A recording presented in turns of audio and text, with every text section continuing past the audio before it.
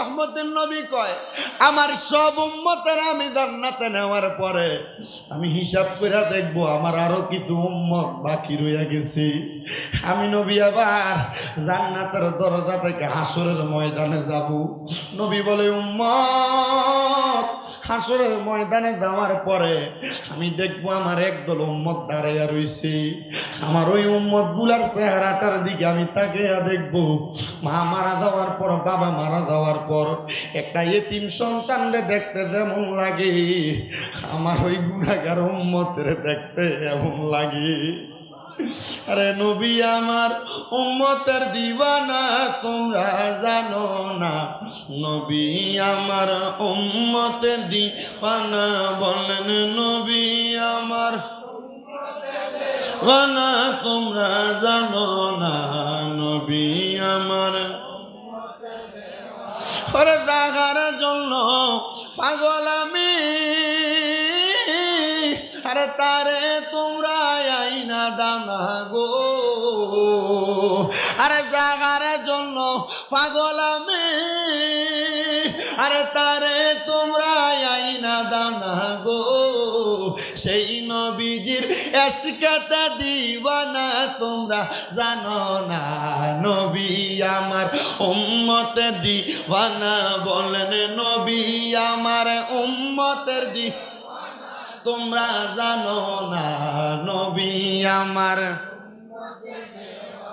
ওরে 570 খ্রিস্টাব্দেতে আসলেন নবী সরোয়ারে এই জগতে আলোকিত করে।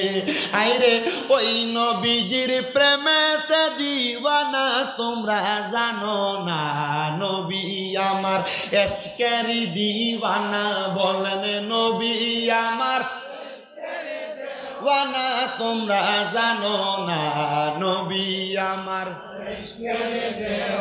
ওরে 12 রবিউল আউয়াল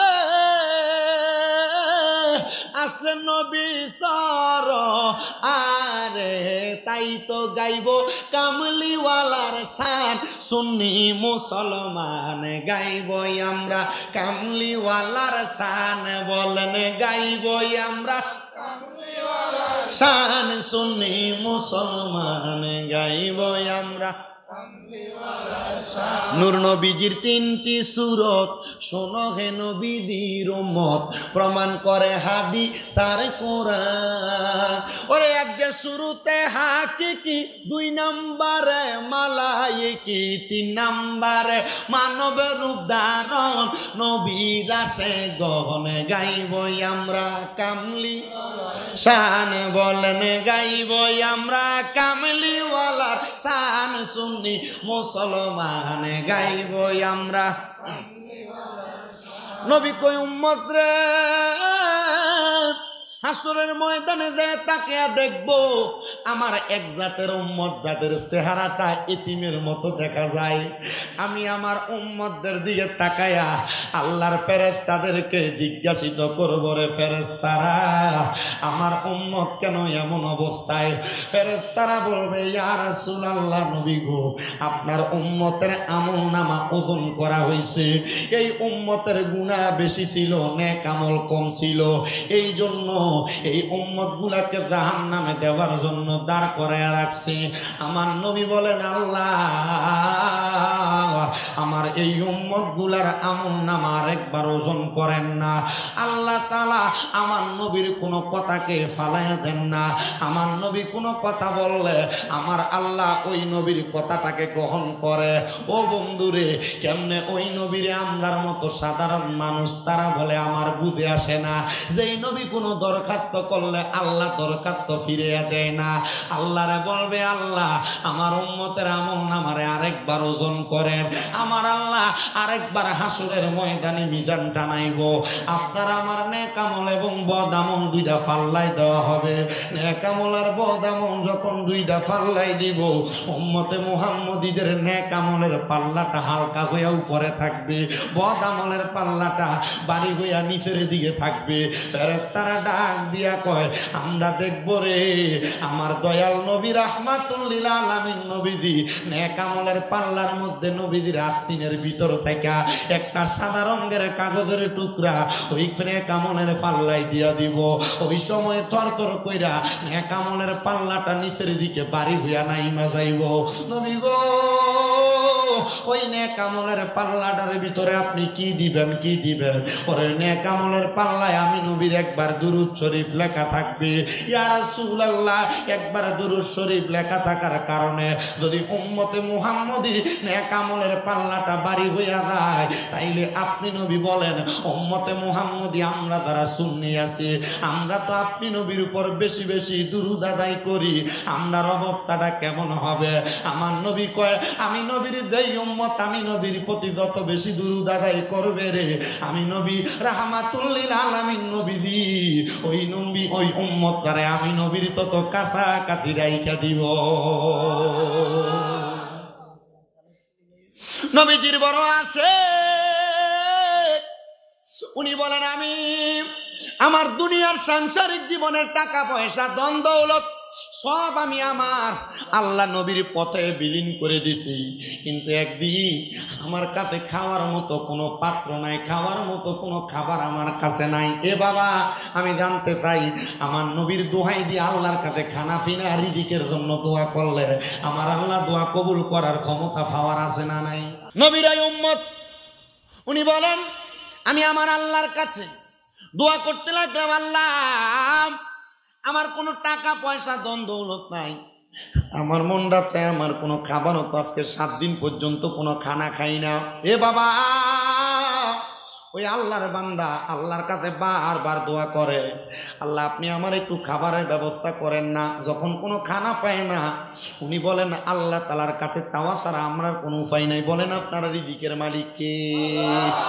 উনি বলেন আমি আল্লাহর কাছে ডাকতে থাকলাম, এমন টাইমে আমার আল্লাহ তাআলা ডাকতে ডাকতে আমার মনে হইল আমার আল্লাহ তো আমার নবীর উসিলায় আদম নবীর দোয়া কবুল করে আদম নবীরে আমার আল্লাহ তাআলা দুনিয়ার জমিনের মধ্যে আলো দেখাইছে। মারহাবা কন্যা, আমার আল্লাহ তো হযরত ইউনূস নবীরে নবীর দোহাই দিয়া দোয়া করার কারণে মাছের পেট থেকে বাঁচাইছে।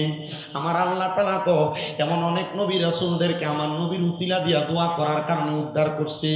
ও আল্লাহ, আমি অন্য কোনো উসিলা দিলাম না, আপনি আমার নবীজির দুরূদের উসিলা আমার খাবারের ব্যবস্থা করেন।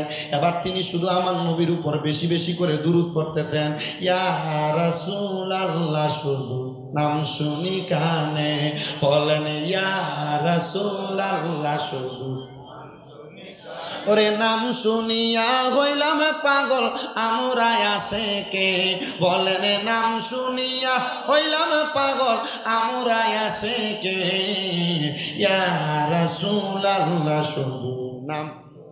আরে শুনছনি রে বনের পাখি, আরে কেন করো ডাকা ডাকি, আইরে জংলাতে থাকিয়া বুঝি দেখছো নবীরে, জংলাতে থাকিয়া দেখছো নবীরে ইয়া রাসূলুল্লাহ শুধু নাম। ওই নবীর আশিক বলেন আমি দুরূদ আদায় করতেছিলাম, দুরূদ আদায় করতে করতে কখন জানি আমার চোখগুলা লেগে গেছে। আমার চোখটা যখন বন্ধ হয়ে যায়, আমি এমন টাইমে চোখ বন্ধ অবস্থায় আমি দুরূদ পড়তেছিলাম, আমার ঘুম চলে আসছে।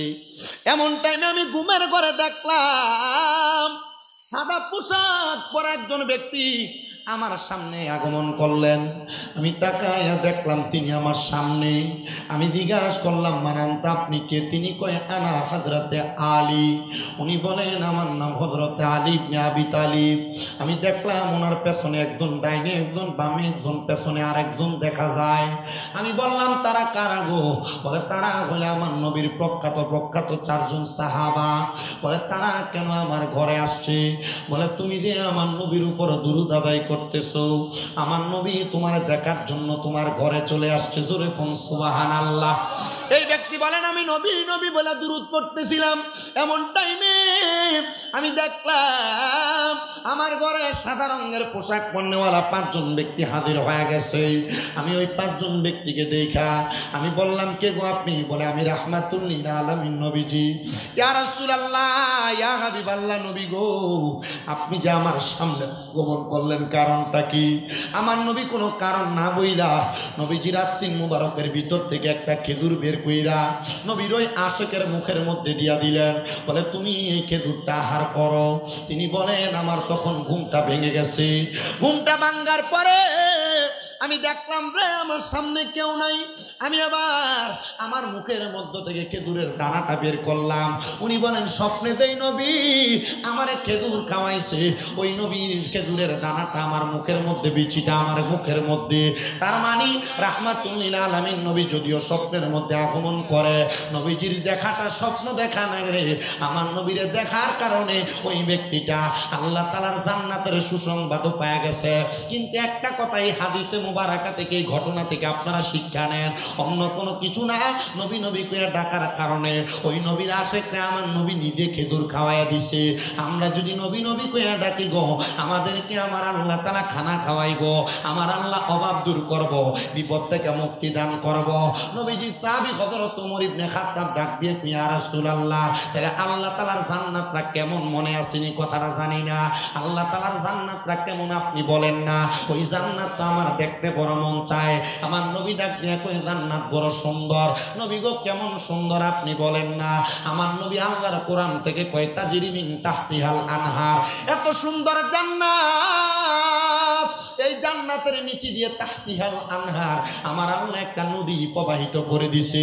ওই নদীটার মধ্যে আমার আল্লাহ তাআলা 1 প্রকার, 2 প্রকার, 3 প্রকার না 4 প্রকার পানি রাখবে।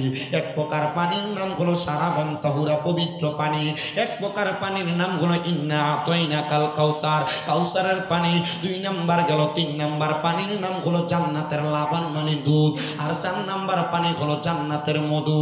এই 4 প্রকার পানি আমার আল্লাহ তাআলা 4 প্রকার মানুষকে খাওয়াইব। সাহাবী ডাক দিয়া কয়, নবী গো, ও দয়ার নবী, আপনার কাছে জানতে চাই, আপনি বলেন না ওই পানি কারা কারা পান করবে?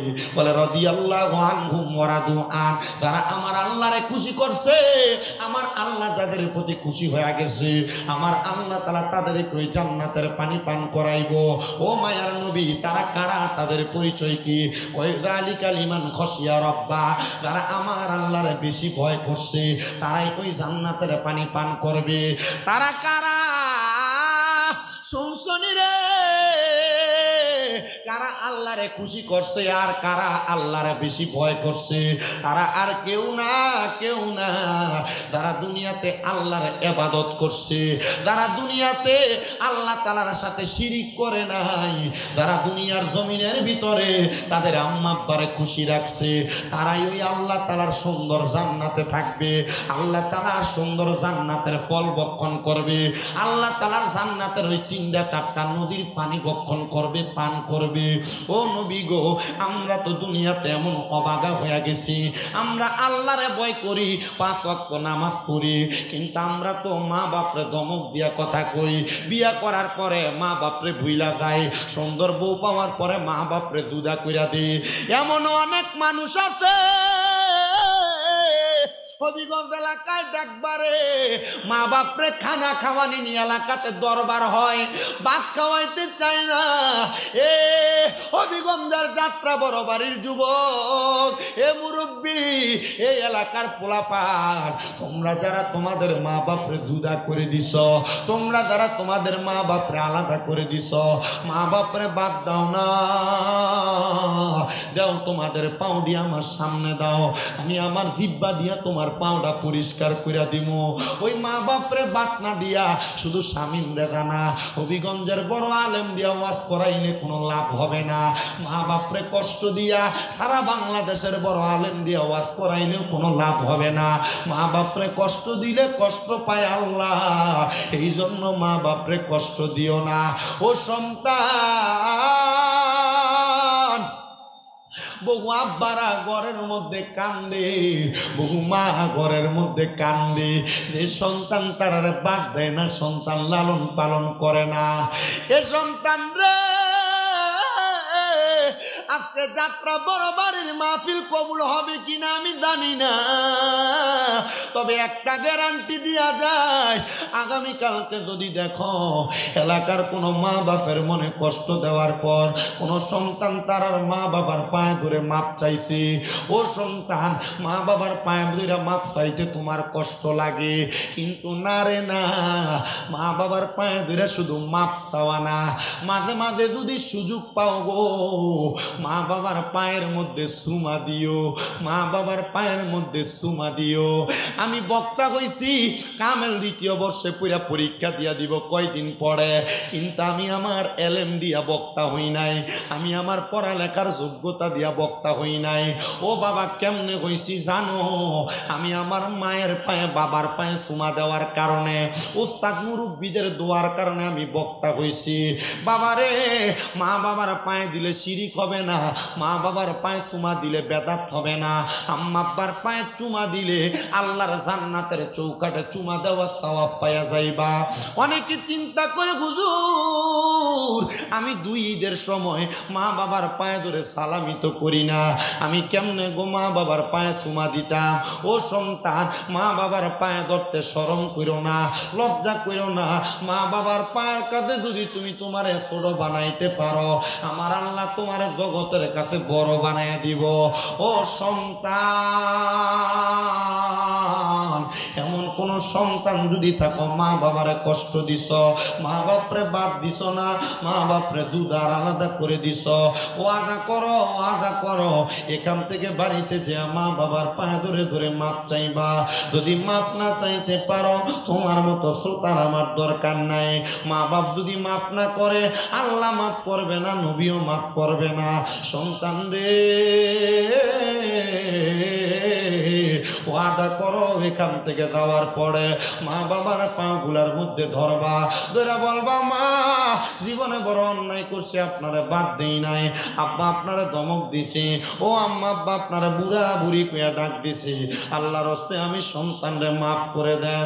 মা বাপ যতক্ষণ পর্যন্ত মাফ না করবে ততক্ষণ পর্যন্ত মা বাবার পাও তুমি চাইরো না, পাও তুমি চাইরো না। আজকের মাহফিলটা কবুল হবে কিনা আমি আগেও বলছি এখনো বলি এটার গ্যারান্টি দিতে পারবো না, তবে একটা গ্যারান্টি দে, আগামীকালকে যদি দেখো চা দোকানে বসে কোনো মুরব্বী বলে হ্যাঁ শামীম দাদার ওয়াজ শুই না আমার ফুতে আমার পায়ে ধরে মাপ চাইছে, মহিলারা বাড়ি বাড়ি বলে শামীম দাদার ওয়াজ শুই না আমার সন্তান আমার পায়ে ধরে মাপ চাইছে, মনে করবা মাহফিল আল্লাহর দরবারে কবুল হয়ে গেছে। কারণটা কি জানো, মা বাপ মইরা গেলে মাপ চাইতে পারবা না, মা বাপ মইরা গেলে মাপ চাইতে পারবা না। জিজ্ঞাসা করো অনেক সন্তান চিন্তা করে হুজুর যারার বাড়িতে আব্বা আছে তারা বাড়িতে যে আব্বার পায়ে ধরে মাপ চাইব, আমার তো আব্বা নাই, আমি কার পায়ে ধরে মাপ চাইব? এ সন্তান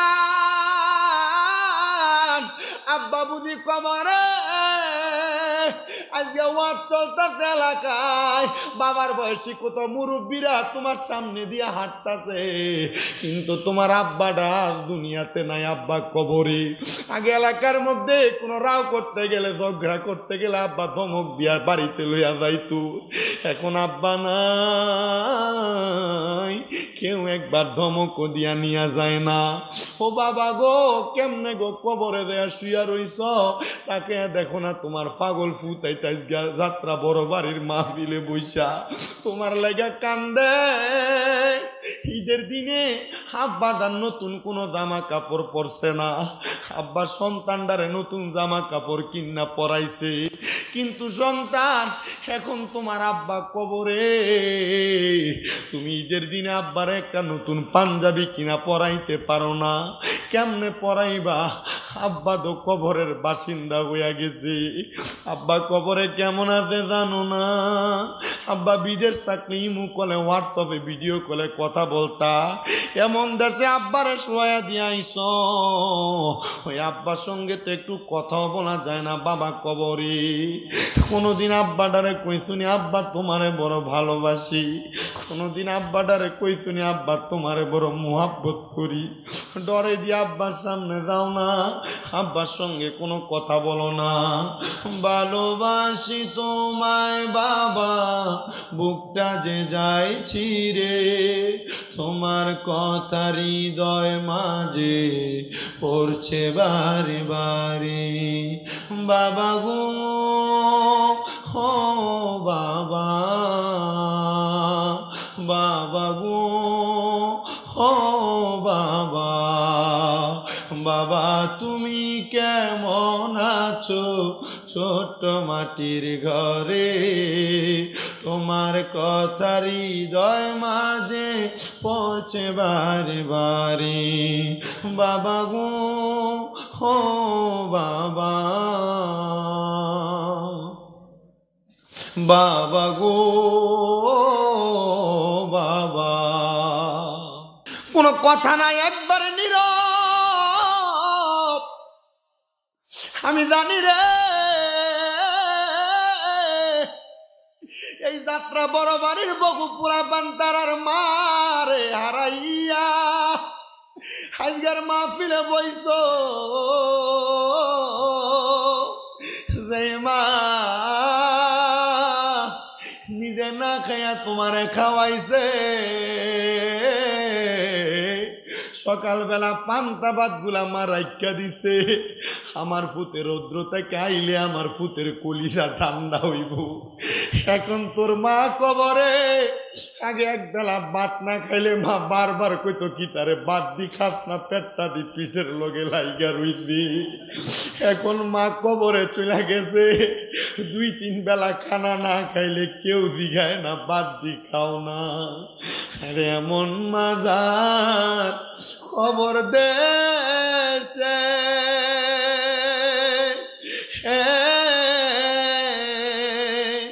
আল্লাহ রাইখো তোমার মায়ার নজরে,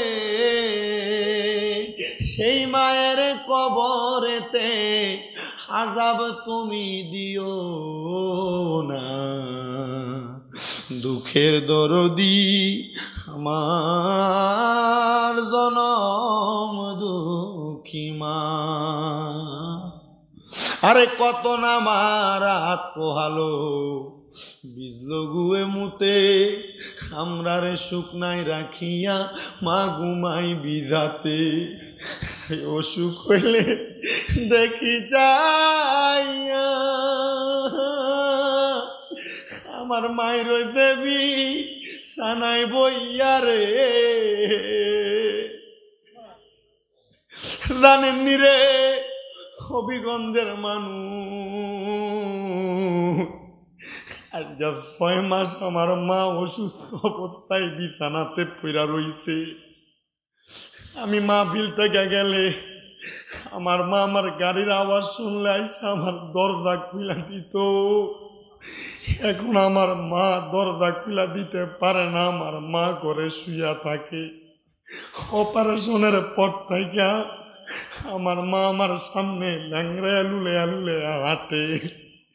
আমি আল্লাহর কাছে কইছি, আল্লাহ মা কোনো রোগ যেন আপনার না হয়, আমার ইনকামের সব টাকা আপনারা খান, তবে ডাক্তারের কাছে যায় টাকা ব্যয় করলে আপনারা কষ্ট হইবে, এটা আমি মানতে পারতাম না। জানেননি নিজের নিকটাত্মীয়রা পর্যন্ত মায়ের অসুস্থ হওয়ার পর আমদার এতটা দাম দিছে না। আমরা আল্লাহর কাছে দোয়া করছি, আল্লাহ আমরা জানি লা ইউকাল্লিফুল্লাহু নাফসান ইল্লা উসআহা, আপনি কারোর সাধ্যের বাহিরে কোনো কিছু চাপাইয়া দেন না। আপনি খুশি হইছেন বিদায় হয়তো আমার মারে আপনি অসুস্থ বানায় রাখছেন। জানেননি এই মা বাপের মতো বড় রত্ন রে আমি যত্ন করতে পারছি কিনা জানি না। আমি মাহফিলের জন্য যখন ঘর থেকে বাইর হই আমার কলজাটা ফিরা যায়, আমি আমার অসুস্থ মাটারে ঘরে ফালাইয়া দিয়া বাইর হইতাছি। আমি আল্লাহর কাছে আজকেও এশারের নামাজের পরে মুনাজাত দইরা দইরা কইছি, আল্লাহ রিজিকের সন্ধানে ওয়াজ মাহফিলের মধ্যে চলে আসছি, আমি আমার মার সেবাটা পরিপূর্ণভাবে আদায় করতে পারতেছি না। আল্লাহ এটার জন্য তুমি আমারে গজব দিও না, তুমি আমারে আযাব দিও না। হে আব্বাজি পারলে দেন আপনার আর পাউডি আপনারা আমার সামনে দিয়া দেন, আমি আমার জিব্বাটা দিয়ে আপনাদের পাগুলা পরিষ্কার করে দেই। শুধু একটা আবদার করি আপনাদের কাছে, কোনোদিন যেন আপনার কোনো কর্মের কারণে আপনার মা বাবার চোখ দিয়ে এক ফোঁটা পানি না পড়ে। খুদার কসম কইরা কই কোটি টাকার মালিক হইতে পারবেন, আম্মা আব্বারে একটু কষ্ট দেওয়ার কারণে টাকা পয়সা দিয়ে কোনো শান্তি আপনার জীবনে ফিরে আসবে না। আমি জানি না আপনারা আপনাদের মা বাবার পায়ে ধরে মাপ চাইবেন কিনা, তবে যারা মাদ্রাসার ছাত্র আছো আমি তোমাদের কাছে একটা আবদার করি, যদি জীবনে বড় আলেম হইতে চাও, জীবনে ওয়াজ মাহফিল করতে চাও, নিজেকে বড় আলেম বানাইতে চাও, বড় বক্তা বানাইতে চাও, আম্মা আব্বার পায়ের মধ্যে ধরে ধরে মাপ চাইবা। আল্লাহ যারার মা বাপ কবরে তারা মাপ চাইতে পারবে না, আপনার দরবারে ফরিয়াদ জানাই আল্লাহ তারা যেন তারার মা বাবার জন্য মন ভরা দোয়া করতে পারে। আমি একটু পরে আখরি মুনাজাত করে দিব, আপনাদের জন্য আপনাদের মা বাবার জন্য দোয়া করব। আমি শুধু আপনাদেরকে অল্প কয়েকটা বিষয় আল্লাহর নবীর মুহাব্বত, আম্মা আব্বার খেদমত এবং ওযুর বয়ান আমি আপনাদেরকে করে বিদায় নিলাম। তবে একটা কথা বলি, এই মাহফিল এত সুন্দর করে আপনাদের এলাকায় হচ্ছে, আমি চাই প্রতি বছর মাহফিলটা করেন। আপনাদের মা বাবা আপনারা জায়গা জমি সম্পদ সব দিয়া গেছে, আমি শুধু একটা মানুষ চাই, শুধু দাঁড়াইয়া বলবেন হুজুর আমার মা কবরে কেমন আছে আমি জানি না, মা বাবা আমার অনেক জায়গা জমি দিয়া গেছে, হুজুর এই জায়গা জমিতে যদি আমি ভাড়া থাকতাম মাসে 5,000 টাকা করে ভাড়া দিলে 12 মাসে আমি 12,000 টাকা। ওরে গায়ের জোরে বললে কথা, নবীর প্রাণে লাগে বেতা, চিরদিন তুই থাকবি না ভুবনে। মহিলারা আসেনি ফর্দার আড়ালে, এ মা বোনের একটু মনোযোগ দিয়ে শোনো, তোমার ফুলাডারে সুন্নি মাদ্রাসা, এইটা মাদ্রাসার ছাত্র না তোমরা? আমি দেখছি তো এই এলাকায় মাদ্রাসার ছাত্র মাহফিলের সামনে দিয়ে বসে থাকে, আব্বা আল্লাহর দোহাই মুনাজাতের আগে যাইস না, এরপরে তোরা মোটামুটি একটু জিজ্ঞাসা করবো, রাজি আছেন না আপনারা? ওরে গায়ের জোরে বললে কথা, নবীর প্রাণে লাগে বেতা, চিরদিন তুই থাকবি না ভুবনে কন্যা, চিরদিন তুই থাকবি না ভুবনে, নিরঞ্জনে দিবে তোরে দোজকের আগুনে, বলেন দিবে তোরে নিরঞ্জনে, ফুরবে তোরে দোজক। তোমার বয়স যখন পড়বে বাটি, সঙ্গী হবে বাঁশের লাঠি, কিছু কিছু কম শুনবি তুই কানে মুরব্বি, কিছু কিছু কম শুনবি তুই কানে।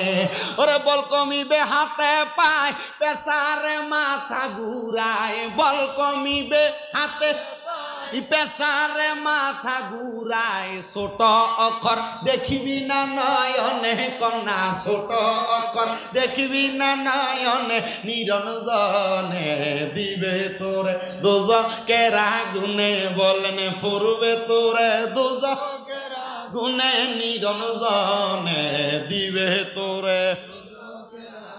এই জন্য আমার এই যাত্রা বড়বাড়ি এলাকার ভাই বাবারা, নবীর শানে কথা বলতে বড় সাবধান, যেন বেয়াদবি না হইয়া যায়। আমি যে ওয়াজ করি আপনাদের দোয়ায় আমার ওয়াজের বছর 9 বছর বয়স, কিন্তু বাবা এই 9 বছর বয়স যখন আমি ওয়াজ মাহফিলে বক্তব্য দেই, দেওয়ার মাঝখানে আমারও ভুল হয়, আমারও ত্রুটি হয়, কিন্তু আমি আমার ভুলগুলা ত্রুটিগুলা নিয়ে আল্লাহর কাছে মাফ চাই। কিন্তু ওই মৌলবী সাহেবরা নবীর শানের বিরোধিতা কইরা আল্লাহর কাছে মাফ চাইব দূরের কথা, এরার আর দলের মৌলবীরা দালালিও করে, কথা কন্যা ঠিক কিনা?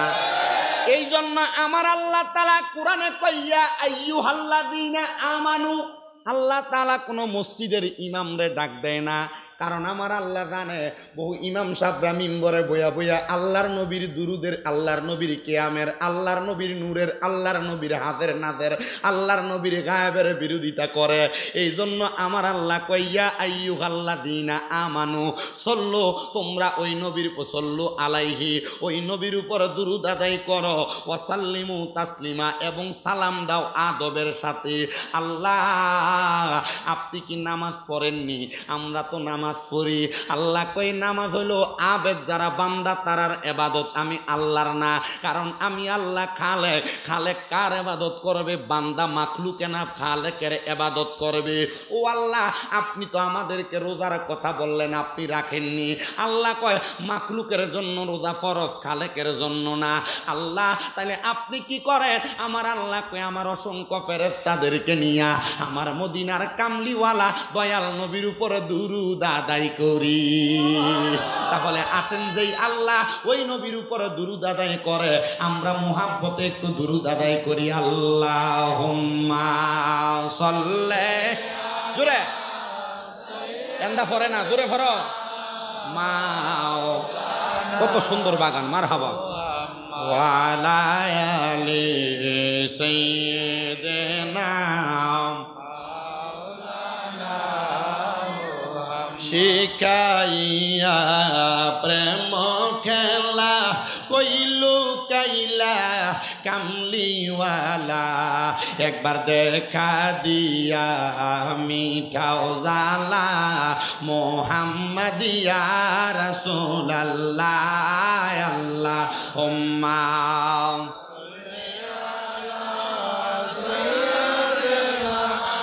মাওলানা মুহাম্মদ ওয়া আলা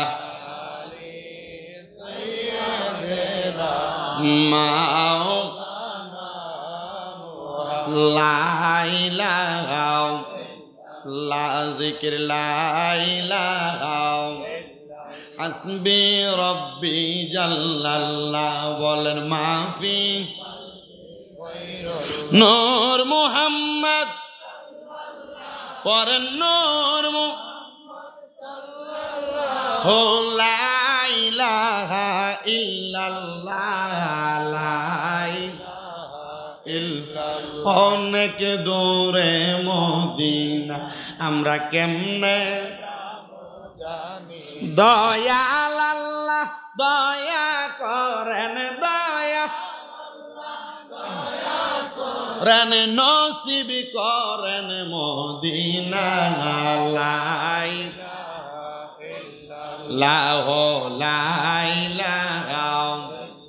নামাজ রোজা চাইর না, কেহ মা বাবার খেদমত চাইর, আমার নবীর দরুদ ভুইল না, আমার নবীর, আমার নবীও তোমায় ভুলবে না। লা ইলাহা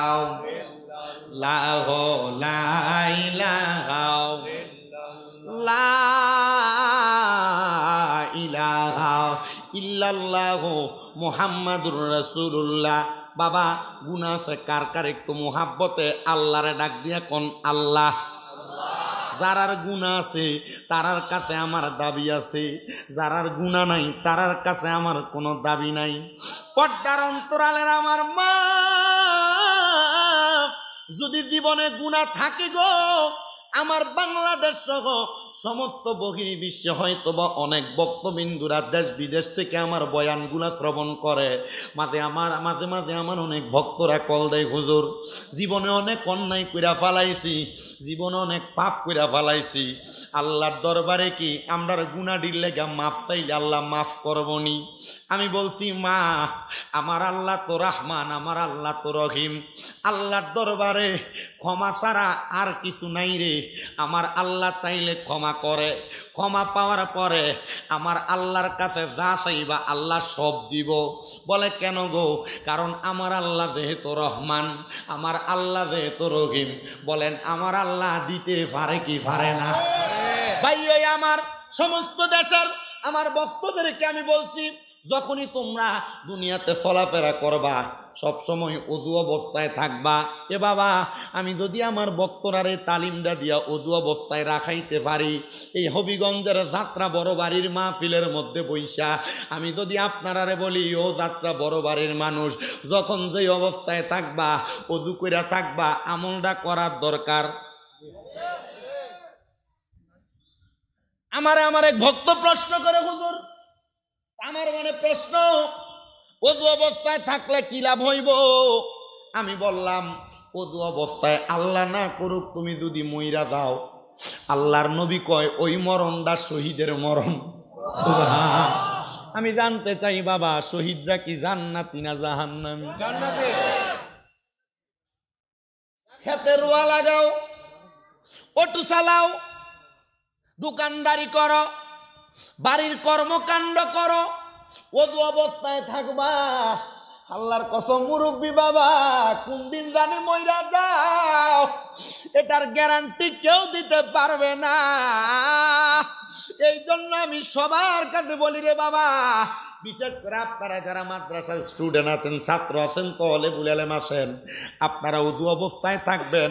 ওযু অবস্থায় থাকলে রহমতের ফেরেশতারা আপনার মাথার মধ্যে ইলমে লাদুন্নি দান করবে আল্লাহর পক্ষ থেকে। এ বাবা, পর্দার অন্তরালের মা বোনেরা, আপনারাও সর্বদা ওযু অবস্থায় থাকবেন। জানেননি বাবা, এই ওযু তো স্বাভাবিক অবস্থায়, কিন্তু যারা পুরুষ মানুষ আছেন, যাদের গোসল ফরজ হইয়া যায়, যারা মা বোনেরা আছেন আপনাদের, যাদের গোসল ফরজ হইয়া যায়, এ মা, এ বাবারা, এ যুবক ভাইয়েরা, ফরজ যখন গোসল হইয়া যায় তার পরবর্তী সময় যত তাড়াতাড়ি সম্ভব গোসল করবেন। কেন বলতেছি জানেন? আমি আজকে দুপুরবেলা কিতাবটা খুইলা পড়ার সময় দেখতেছি আল্লাহর নবী কয়, যখন কোনো ফরজ গোসল করনেওয়ালা ব্যক্তি ফরজ গোসল না কইরা জমিনের ভিতর হাঁটে, ওই জমিন ফরজ গোসল না করনেওয়ালা অপবিত্র ব্যক্তিরে বদদোয়া দেয়। কি দেয়? বদদোয়া দেয়। গোসল ফরজ হইলে দেরি করবেন না, তাড়াতাড়ি তাড়াতাড়ি। অসুবিধা হচ্ছে আপনাদের বসতে? আমার কাছে কেন জানি ভাল লাগতেছে। তেনু ভাই কই আসেননি আপনি? এ যখন দাওয়াত দেয়, ও হুজুর আমরা মসজিদ গরিব, মসজিদ কিটা? আচ্ছা, আল্লাহর ঘর গরিব হয়। আমি বুঝছি যে লোকটা সরল মানুষ, মানে আপনারা জানেন আপনারা মানুষ কি সরল না, এটা পুরো একবারে সোজা।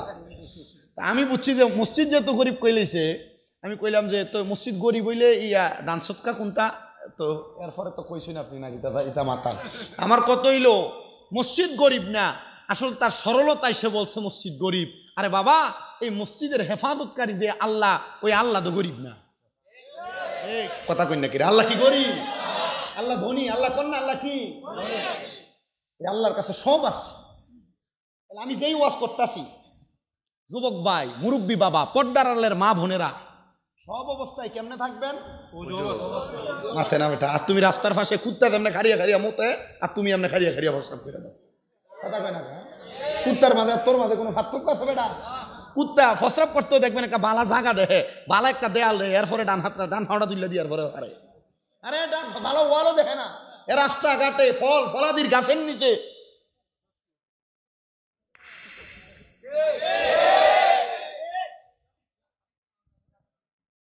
তোমরা কষ্ট হয় না কিতা? সাপ কষ্ট নিও না, বুঝো। আলহামদুলিল্লাহ। তাহলে গোসল ফরজ হইলে দেরি করবেন না, তাড়াতাড়ি। আপনি কিন্তু শরম পাইতেছেন? শরমের ওয়াজ নাম। আমার এক উস্তাদ ওনার বাড়ির মাহফিলে আমার দাওয়াত দিছেন, আমি ওয়াজ করছি স্বামী স্ত্রীর মুহাব্বত এবং তার মাঝামাঝির ওয়াজ। আমার দাঁড়ে বোয়া 1 ঘন্টা পর্যন্ত দাঁড়ে বয়ের পর উঠতে গেছে গা। আমার হাদিয়া দেওয়ার সময় হুজুর কয়, তোর কি একটু শরম লাগছে না? ইতা ওয়াজ যে মাতসত। আমি হুজুর শরম থাকলে মানুষ কিতা শিখতো? হুজুর কয়, ঠিক আছে, তোর মতো ছাত্র আমার দরকার। মাঝে মাঝে আমারে ফোন দিয়া কয়, বাবা ওয়াজে করতে যাস, আমরা লেগা মুনাজাতের মধ্যে দোয়া করিস।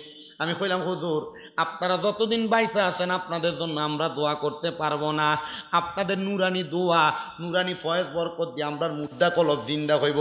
হুজুর আপনি কইন না আমরা লেগে আপনি দোয়া করিননি? হুজুর কই, দোয়া করি রে আব্বা, আমরা দোয়া করি আল্লাহ যেন তোরারে বড় আলেম বানায়।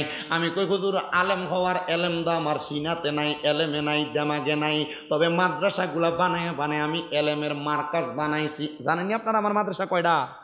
এটা জানে যারা মোটামুটি পরিচিত, এরা জানে।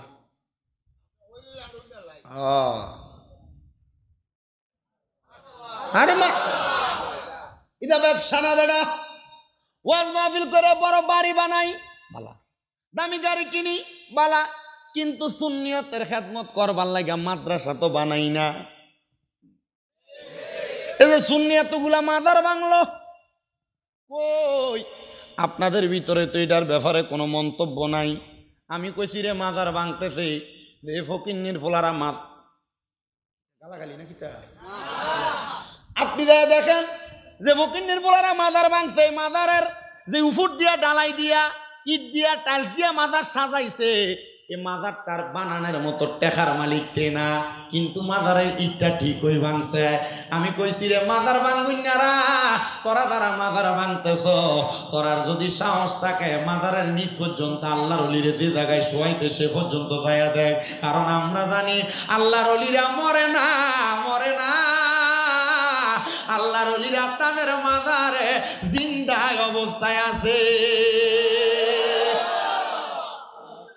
মাদার ভাঙ্গস করে ভাঙে না, এটার একটা কারণ আছে। আপনারা লক্ষ্য করে দেখেন যতগুলা মাজার ভাঙছে, একটা মাজারের লগে মাদ্রাসা নাই, নাই। এ বাবা মাজার ভাঙতে 500 মানুষ গেছে, 500 লাড়ি লইয়া। যদি মাজারের লগে একটা মাদ্রাসা থাকতো আর 100 ফোলাফান থাকতো মাদ্রাসায়, 100টা লাড়ি লইয়া যদি 500 ফকিন্নির ফোলারে দৌড়ান দিত, কই থাকতো? তার মানে বোঝা যায় মাজার ভাঙ্গার জন্য দায়ী অন্যরা না আমরা। কথা কন্যা কেরে ওই মাজারের খাদেমরা 100% নিজের পকেট বাড়ি করুন না। ওই মাজারের খাদেম 100% বাটফার, ওই মাজারের খাদেম 100% সিটার। বলে হুজুর কিল্লেগা? কারণ মাজারে মানুষের গরু মহিষ মুরগি ছাগলের টেহা তার পকেটে ঢুকাইছে, সুন্দর বাড়ি বানাইছে। যদি এগুলা পকেটে না ঢুকাই একটা মাদ্রাসা মাজারের লগে বানাইতো, দুনিয়ার কোনো ফকিন্নির ফোলার সাহস ছিল না মাজারের একটা ইট চুরব, ইট খুলবো দূরের কথা, মাজারে ঢুকিয়া মাজারের বিরোধিতা করার আগে আল্লাহ তারা ঠ্যাং ভাঙ্গা দিত। মাজারে দান করবেন ওইটাতে যেটার ভিতরে মাদ্রাসা আছে। এই বেটা কোনটাতে দান করবেন? যেটা মাদ্রাসা আছে। আল্লাহ কবুল করো কোন আমিন। তো ডাইনে বামে যাচ্ছি না, আমি আপনাদেরকে বলতেছিলাম আপনারা যারা ফরজ গোসল হবে আপনারা ওই গোসলটা একটু তাড়াতাড়ি করবেন। তো যেই কথার মধ্যে ছিলাম আমি বলছিলাম গুনাহ যাদের আছে তারা আল্লাহরে ডাক দেওয়ার জন্য। আপনারা কেউ জোরে কেউ আসতে বলছেন বাবা, ডাইনে বামে না তাকায়া আল্লাহ তাআলার কথা স্মরণ কইরা জীবনের গুনাহ যাদের আছে তারা একটু মোহাব্বতে কলবে ধাক্কা দিয়া আল্লাহ তাআলার ইসমে জাতের জিকির করেন। আল্লাহ আল্লাহ আল্লাহ আল্লাহ। না পাহাড়ে না দরিয়ায় গত জীবনে আপনার কত তালাশ করলাম সন্ধান পাইলাম না। আল্লাহ বহু সন্ধানের পরে এই হবিগঞ্জ জেলার অন্তর্গত যাত্রা বড়বাড়ি জামে মসজিদের উদ্যোগে বাৎসরিক সুন্নি মুখা সম্মেলন সাজাইয়া এই এলাকার আলেম সমাজদারি পাকা মুরব্বী বাবারা, যুবক নজুয়ান ভাইয়েরা, ছোট ছোট মাসুম বাচ্চারা, পর্দার অন্তরালের আমার মা বোনেরা, আল্লাহ তোমার শাহিন শাহী পাক দরবারে জীবনের গুনাহ মাপ পাওয়ার আশায় দুইটা হাত বাড়াইছে। আল্লাহ যার হাত তোমার দরবারে মায়া লাগে পছন্দ হয়, ওই হাতের উসিলায় আমরা প্রত্যেকের জীবনের গুনাহ তুমি আল্লাহ ক্ষমা কইরা দাও। আল্লাহ আজকের মুনাজাতের মধ্যে কে জানি হাত বাড়াইছে, কার জানি জগতের মধ্যে বাবা নাই। যেই বাবা রিক্সা চালাইয়া মাটি কাইটা মাথার গাম পায়ে ফালাইয়া পরের বাড়িতে বদলার কাম কইরা সন্তানরে মানুষের মতো মানুষ করার জন্য আব্বা রক্তরে পানি বানাইছে, এমন আব্বা তাদের কবরে আব্বার কবর জান্নাতের বাগান বানায়া দাও। ও আল্লাহ কে জানি হাত বাড়াইছে, কার জানি জগতের মধ্যে মা নাই। হায়রে মা, যেই মা 10 মাস 10 দিন গর্ভে ধারণ কইরা সন্তানের প্রসব বেদনা সহ্য করতে বড় কষ্ট হয়েছে, তবুও সন্তানরে দুনিয়ার আলো দেখাইয়া মা কবরের বাসিন্দা। এমন মা বাবা যার কবর দেশে আল্লাহ রাইখো তোমার মায়ার নজরে, সেই মা বাবার কবরেতে আযাব তুমি দিও না। দুঃখের দরদি আমার জনম দুঃখী মা। ও আল্লাহ যাদের মা বাপ বাপ কবরে, আম্মা আব্বার কবর জান্নাতের বাগান বানিয়ে দাও। যাদের মা বাবা বেঁচে আছে হায়াতে তৈয়বা নসিব করে দাও। অনেকের মা বাবা অসুস্থ, শেফা দান করো আল্লাহ। বিশেষ করে মুতোয়াল্লি মহাদয় দোয়া চাইছে, কবুল করে নাও আল্লাহ। টেনু মিয়া দোয়া চাইছে, ওনার একটা বাতিজার জন্য কবুল করো। আমার একজন বাবাজান দোয়া চাইছে, ওনার একটা ছেলে দাখিল পাশ করে ইন্তেকাল করছে, তারে মাফ করো ও আল্লাহ। আমার সেলিম ভাই ওনার মহিলা মাদ্রাসাটার জন্য দোয়া চাইছে, দোয়া কবুল করো। অনেকে মাহফিলের মধ্যে 10,000, 5,000, 2,000, 1,000, 1 টাকা পর্যন্ত মাহফিলে তাবারকের জন্য চাল দিয়া, গোস্ত দিয়া, মশলা খরচ, তেল খরচ দিয়া যারা যারা দোয়া চাইছে গো আল্লাহ, আল্লাহ প্রত্যেকের খাস দোয়াগুলা কবুল মঞ্জুর করে নাও। এই বছর প্যান্ডেল দান করছে লন্ডন প্রবাসী মোহাম্মদ বাবুল মিয়া সন্তান, আল্লাহ তোনাদের সন্তানদেরকে আপনি কবুল করেন আল্লাহ। সন্তান 2 জন অসুস্থ, তারা আপনি মাফ করেন ও আল্লাহ। আল্লাহ গো, পর্দার আড়ালে আমার অনেক মা বোনেরা দোয়া চায়, আমার মা বোনদের দোয়াগুলা কবুল মঞ্জুর করে নেন। অনেক প্রবাসী ভাইরা বিদেশ থেকে দোয়া চায়, আমার প্রবাসীদের দোয়াগুলা কবুল করে নেন। প্রবাসীদের কামাই রিজিকে বরকত দেন, প্রবাসীদের হায়াতে বরকত দেন, প্রবাসীদের রিজিকের মধ্যে বরকত দান করেন। আজকের মাহফিলে যারা টাকা দিয়া, পয়সা দিয়া, শ্রম দিয়া, বুদ্ধি দিয়া, পরামর্শ দিয়া, মাইক দিয়া, লাইট দিয়া, প্যান্ডেল দিয়া, মিডিয়ার বাইরে সম্মানিত শ্রোতা মণ্ডলীরা, মাইকের আওয়াজ যারা যারা শুনতেছে, মা বোনেরা, আল্লাহ প্রত্যেকের খাস দোয়াগুলা কবুল আর মঞ্জুর করে নেন। সোশ্যাল মিডিয়ার মাধ্যমে যারা দেখতেছে, দেখবে, আল্লাহ প্রত্যেকের খাস দোয়া কবুল করে নেন। আমার একজন ভক্ত টাঙ্গাইলে অ্যাক্সিডেন্ট করেছে, সে দোয়া চাইছে রবিউল, আল্লাহ রবিউলকে আপনি সুস্থতার নিয়ামত দান করেন। আমার একজন মা, উনি সিলেটে বাড়ি, লন্ডনের বার্মিয়ামে থাকে, খানম বেগম ক্যান্সারে আক্রান্ত, দোয়া চাইছে, আল্লাহ ওনাকে আপনি সুস্থতার নিয়ামত দান করেন। আমার আম্মা জান মনোয়ার বেগম, ওনার পরিবার নিয়ে টেনশন মুসিবতে আছেন, শেফ আল্লাহ উদ্ধার করেন আল্লাহ। এমনভাবে অনেকে দোয়া চায়, আমার আম্মা যেন অসুস্থ, আমার আম্মারে সুস্থতা দান করেন রাব্বে কারিম। এখানে যারা যারা দোয়া চায়, তারা দান করছে, যারা করতে পারে নাই, আল্লাহ প্রত্যেককে আপনি কবুল আর মঞ্জুর করে নেন। মরণ দিবা দুঃখ নাই, মরণের আগে আমার নবীজির নূরানি চেহারা মুবারক দেখাইও। মরণের আগে একবার আল্লাহর বাড়ি, নবীর বাড়ি আমরারে গুইরা দেখাইও। আর যতগুলা দরখাস্ত করলাম, প্রত্যেকটা দরখাস্ত তুমি কবুল করে নাও। বিশেষ করে সুদানের মুসলমানদের উপর অত্যাচার হচ্ছে, গাজার মুসলমানদের উপর অত্যাচার, জুলুম হচ্ছে। সুদানের এবং গাজার মুসলমানদেরকে তুমি জালেমের জুলুম থেকে হেফাজত করো। যার নাম রেখেছ তুমি মুহাম্মদ রাসূল, সেই নামের উসিলায় দোয়া করো হে কবুল, আল্লাহ করো হে কবুল। মতনিদানের কাল আসার আগে নবীজির নূরানি চেহারা মুবারক দেখতে দেখতে আমাদের প্রত্যেকের হক্কানি রব্বানি পীর মুর্শিদের জবানের সাথে জবান মিলায়া পড়ায়া দিয়েন মধুর কালেমা লা ইলাহা ইল্লাল্লাহু মুহাম্মাদুর রাসূলুল্লাহ সাল্লাল্লাহু আলাইহি ওয়াসাল্লাম। আসসালামু আলাইকুম।